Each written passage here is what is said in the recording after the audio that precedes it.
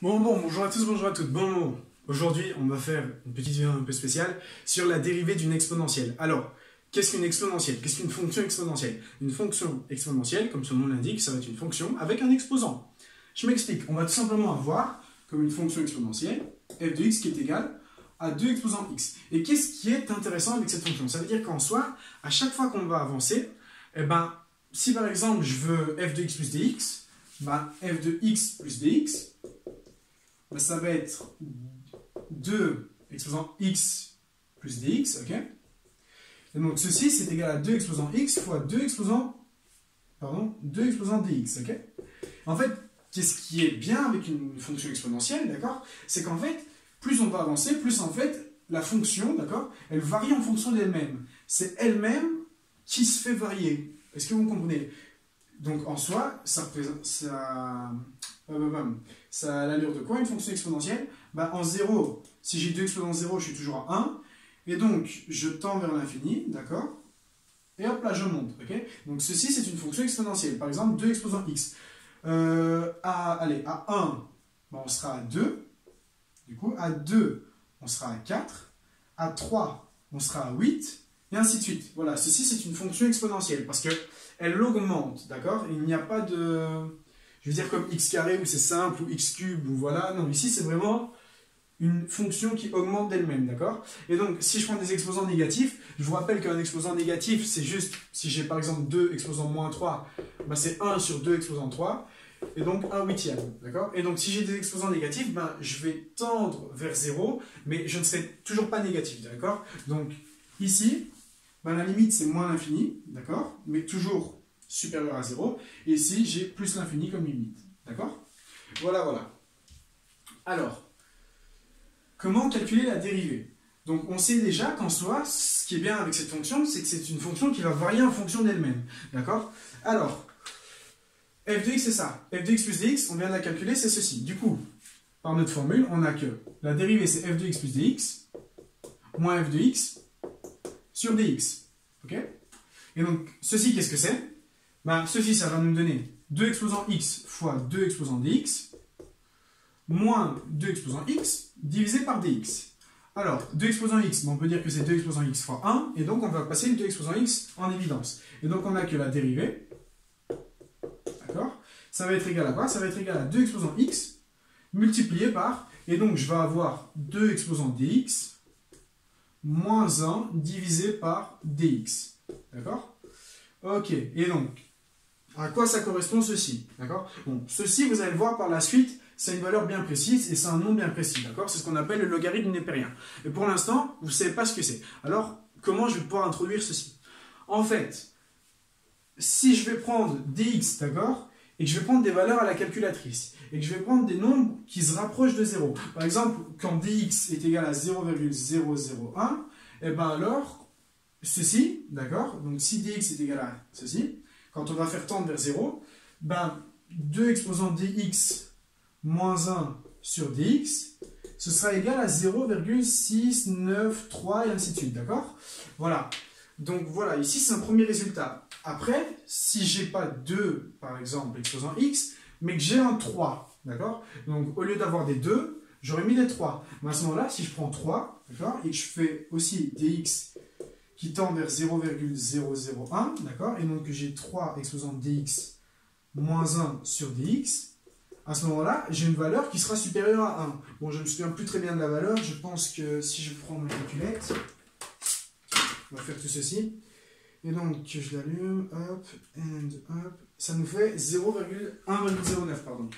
Donc, je vais avoir ici 1,09, D'accord? Donc, quand on a 3, cette valeur-ci, elle est supérieure à 1. Et quand on a 2, cette valeur-ci est inférieure à 1. Alors, pourquoi c'est intéressant de faire ça? Parce qu'en fait, on va voir qu'il existe un nombre, d'accord, pour lequel ce résultat est égal à 1. Et donc, qu'est-ce qui est bien avec ce nombre? Ça veut dire qu'en soi, si ce résultat est égal à 1, je vais avoir la dérivée qui est égale à la fonction fois 1. Et donc, c'est une fonction qui va se dériver en elle-même. D'accord? Et donc, on va avoir une fonction qui se dérive en elle-même. Et donc, ça, c'est un peu troublant parce que ça veut dire qu'elle évolue en fonction de elle-même. Et avec ça, vous allez pouvoir constater qu'on va définir des nombres et qu'en calcul, ça va nous servir beaucoup. cette petite particularité. D'accord? Alors, ce que je vais faire, c'est que je vais gommer tout ceci. Ok? Et donc, ce qui serait bien, en fait, c'est de calculer quel est ce nombre pour lequel le résultat 2 exposant dx moins 1 sur dx est égal à 1. On va dire, on doit nommer ce nombre, ça va être une constante. On sait que cette constante, elle est comprise en 2 et 3. Pourquoi? Parce qu'on a vu que le résultat pour 2, ben, c'était 0,693 et que le résultat pour 3, c'était 1,09. Et moi, ce que je veux, c'est 1. Et bien, ce nombre, okay, il est bien connu en mathématiques, c'est une des plus grandes constantes en mathématiques. En mathématiques, on dit qu'il y a environ 3 grandes constantes, c'est pi, le nombre d'or, et cette constante-ci. Cette constante-ci, ça vient de l'analyse, d'accord? Parce que l'étude des fonctions, on appelle ça l'analyse. Et ce nombre, on l'appelait le nombre d'Euler, comme Léonard Euler, parce que c'est lui qui a découvert ce nombre. Et donc, Euler, vous vous en doutez bien, il a défini que ce nombre, on allait écrire E, d'accord? Et donc, ce nombre E est compris en 2 et 3, et lorsqu'on va faire ceci, d'accord, ça va être égal à 1. Et E, c'est environ égal à 2,7281, plus ou moins. Je ne connais pas la suite des nombres, mais enfin, voilà. Et donc, lorsque j'ai f de x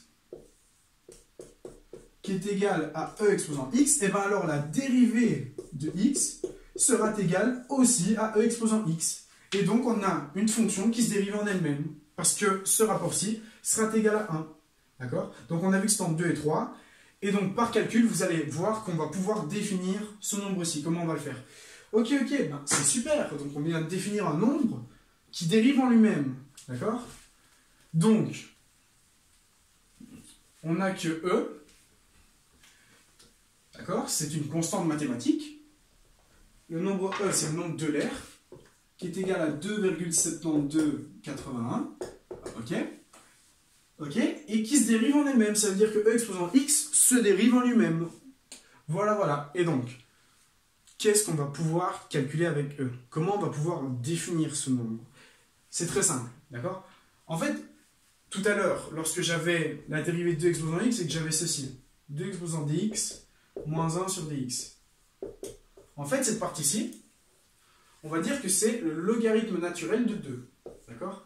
Qu'est-ce que ça signifie, le logarithme naturel de 2? Ça veut dire que quand on va avoir ce résultat, le logarithme naturel de 2, et qu'on va faire E exposant ce nombre, on va obtenir 2. Donc si je fais 2,7281 exposant, et donc le logarithme de 2, c'est à peu près 0,693, et ben je vais obtenir 2. D'accord? Et donc par définition, on a que E exposant le ln d'un nombre, c'est égal à 2. Donc ceci, c'est égal au ln de 2. Et donc, lorsque j'avais E, ben j'ai le ln de E. Et le ln de E, qu'est-ce que c'est? C'est tout simplement égal à 1. Parce que si je fais E exposant ceci, d'accord, je vais tout simplement obtenir, ben, ici ça se simplifie, hein, c'est ce qu'on a, et donc c'est égal à 1. Et donc j'ai bien E exposant 1. Voilà, voilà, donc ça c'est pour le nombre d'Euler. Le nombre d'Euler, d'accord, c'est 2,7281, et il se dérive en lui-même. Ok, et donc on obtient une définition du logarithme népérien, d'accord, ou naturel, ça dépend, qui nous dit que le ln de x, ben, c'est égal à... non, on va pas prendre x, on va prendre... si, on va prendre x. Le ln de x, ben, c'est x exposant dx moins 1 divisé par dx. Okay, avec bien évidemment dx qui est un nombre qui tend vers 0. Donc dx, d'accord, c'est la limite de x quand x tend vers 0. D'accord? Donc c'est la définition de dx ici, de la différentielle. Voilà, voilà. Ok, ok.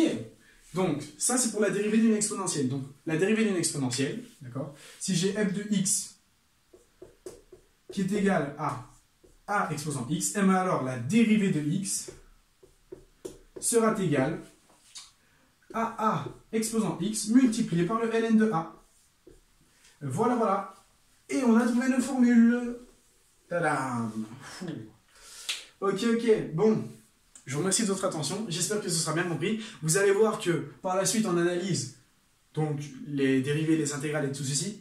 Le nombre E est super important. Le fait qu'il se dérive en lui-même, c'est une particularité que seul lui possède, d'accord? Et vous allez voir que c'est super intéressant et qu'on va pouvoir faire beaucoup de choses avec. Voilà, voilà. Je vous remercie de votre attention et je vous dis à très bientôt pour une prochaine vidéo. Merci beaucoup.